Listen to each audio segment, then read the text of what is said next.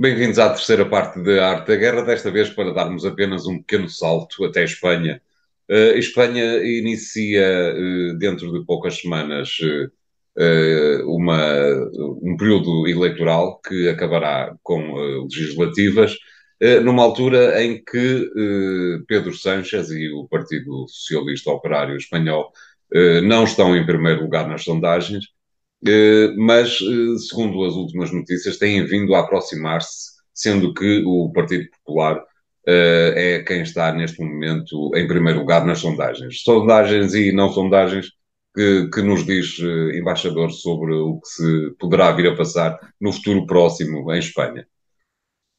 Pedro Sánchez é uma figura curiosa na vida política espanhola, porque é um resistente e é alguém que conseguiu, contra ventos e marés, criar uma coligação, inicialmente, depois das eleições de 2019, criar uma coligação com o seu adversário mais à esquerda, o Unidas Podemos, que era improvável, e mais do que isso, isto também a vida política tem estas coisas, que ele tinha recusado praticamente 48 horas antes. Exato. Fez essa coligação para se manter no poder e para manter a direita afastada do poder. E, portanto, apesar de tudo, ao longo de todos estes ventos e marés, e a vida política espanhola não tem sido fácil, tendo em atenção, em primeiro lugar, aquilo que afetou todo o mundo, a questão do Covid, a questão dos efeitos financeiros e económicos do Covid e agora a questão da guerra.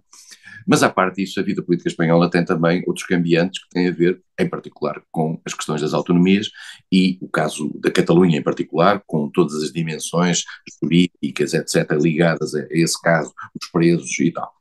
E com a relação com a monarquia, que também não é, às vezes, não é tão óbvia quanto isso.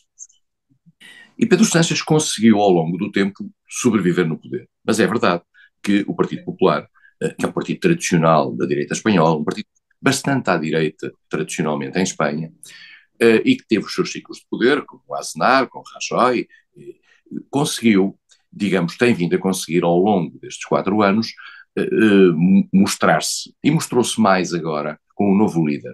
Durante um tempo, o Partido Popular estava esfiado por Casales, e de repente houve um golpe de Estado interno dentro do Partido Popular e Pedro Casado foi afastado em favor de Alberto Feijó, que era o líder da Galiza mais moderado, uma figura que os espanhóis, alguns imprensa espanholas chamam a safe pair of hands, um par de mãos seguro. É uma figura com respeitabilidade e tem uma experiência de governo com sucesso. Na Galiza, como é sabido, na Galiza a direita está no poder há muito tempo, praticamente eu diria, se a memória não me trai, desde o fim do franquismo, e o Alberto Feijó aparece como uma esperança para a direita. A direita tem outras cambiantes, tem Isabel Ayuso, que é a líder de Madrid, e que no fundo esteve por trás da queda de Pablo Casado, e Ayuso também aparece ali como, digamos, uma reserva, eu não diria da República, neste caso da monarquia. Fez uma aliança com Alberto Feijó, mas que se percebe que um dia será para rasgar. É uma aliança claramente tática com Feijó que eu me esqueci de dizer que é um herdeiro de um grande amigo de Portugal, que era Fraga Ibarne. Exatamente. Depois de ter sido ministro de Franco, foi durante muitos anos presidente da Catalunha, peço desculpa, da Galiza, e que garantiu, digamos, um grande apoio ao PP naquela área. Feijó tem vindo, como o António referiu bem, começou a marcar uma grande distância até nas sondagens, face a Pedro Sánchez, mas agora essa distância tem-se vindo a reduzir. Vai haver no dia 28 de maio umas eleições municipais. Os espanhóis têm vários níveis eleitorais, têm umas eleições municipais, que são cerca de 8 mil municípios, creio eu, e não tenho a nota sobre isso.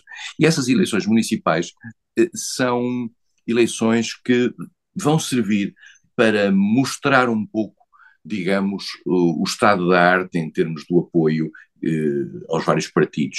E isso significará também uma sondagem verdadeira para aquilo que serão as eleições legislativas, que são aquelas que contam para o futuro da Espanha, que terão lugar até 10 de dezembro de 2023. Nós verificamos aí uma constância, com exceção de uma das empresas de sondagens. Todas as outras apontam o PP à frente do PSOE portanto, Feijóo como potencial primeiro-ministro face a Pedro Sánchez. Há uma das sondagens que inverte isso. Todas elas dão uma quebra muito grande do aliado de Pedro Sánchez, dos Unidas Podemos, e mais do que isso, houve dentro do Unidas Podemos uma cisão. A atual vice-presidente Pedro Sánchez, porque o Unidas Podemos tinha um líder que, entretanto, fez um golpe tático e saiu e enganou-se sob o ponto de vista eleitoral, e Yolanda Dias criou um novo grupo que se chama Sumar, e vai às eleições legislativas em dezembro sob essa capa. E veremos em que medida é que ela consegue ser uma alternativa. O próprio Unidas Podemos tradicional está mais diminuído, e há um partido que, entretanto, desapareceu, digamos, do cenário, que é o Ciudadanos. O Ciudadanos era um partido liberal, que tinha aparecido em Espanha com Alberto Rivera. Com grande pujança em determinada altura. Exatamente, e com Inês Arrimadas, com Arrimadas. pujança e com uma imagem de um partido jovem, e é um partido que se esboroou. Porquê? Porque foi vítima também da bipolarização em Espanha. Claro, bipolarização, peço desculpa por interromper, embaixador, bipolarização que de alguma forma se mantém e que é a leitura que me parece, uma leitura que parece possível, acaba por inviabilizar o crescimento da extrema-direita do Vox, que, apesar de tudo, nunca colocou em causa a supremacia sociológica do Partido Popular. O Vox, nós dizíamos sistematicamente em Portugal, que Portugal e Espanha eram os países que, por terem democracias mais recentes, a extrema-direita não subia. Isso era apenas uma distração. Foi uma distração temporal, porque nós sentido. acabámos por ter, digamos, grupos de extrema-direita a surgir em Espanha com o Vox, em Portugal pelo Chega, e isto criou, tal como em Portugal, exatamente a mesma coisa, esta ideia de que a direita tradicional liga-se à extrema-direita ou não. Nós sabemos que em França a direita tradicional não se queria ligar à extrema-direita de Marine Le Pen, mas em Espanha esse debate existe, como aliás existe aqui em Portugal, e tal como aqui em Portugal aconteceu nos Açores, aquela ligação entre o PSD e o Chega, também em Espanha, numa das comunidades autónomas, em Castilha e León, apareceu uma ligação entre os dois partidos. E há quem diga que no futuro, se acaso, para formar governo, o Partido Popular Espanhol necessitar do Vox, irá buscar o Vox. O Vox, atenção, convém dizê-lo, é uma extrema-direita de uma natureza diferente do Chega. Natureza diferente do Chega porque tem uma narrativa nacionalista fortíssima, é contra as autonomias e tem um discurso muito mais ideológico do que o Chega. E, portanto, é dirigido por Abascal, que é uma figura também com uma expressão mediática forte, e tem uma implantação por Espanha muito grande, e veremos o que é que faz nas eleições de dezembro. Em princípio serão dezembro. Mas eu diria que, para confirmar o que o António disse, o PP tem vindo a reduzir a sua diferença face ao PSOE, ou ao contrário, o PSOE tem vindo a reduzir a sua diferença face ao PP, e portanto neste momento aproxima-se fortemente. Tudo dependerá do que acontecer nos próximos meses para saber se possibilidade de ser reeleito ou se teremos um novo primeiro-ministro espanhol vindo da direita tradicional. Claro, bom, vamos continuar evidentemente a acompanhar esse caso. Obrigado, embaixador. O programa Arte da Guerra fica por aqui.